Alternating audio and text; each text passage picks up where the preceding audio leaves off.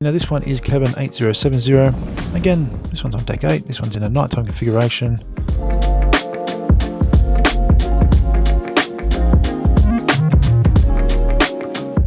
It's a Deluxe Family Oceanview with veranda, so it sleeps 5 again, queen bed. You can see the sofa bed converted to a bed here. The pull down beds as well, both from the roof and from the cupboard. You still see there's plenty of space. You can get through to the balcony still, even though there are 5 beds now in the cabin.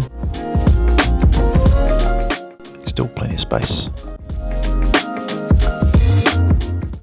Now this one is interconnecting to 8068. And 8068 is a Deluxe Family Oceanview veranda as well, so it also sleeps 5. So if you've got 10 people in your travelling party, this would be ideal.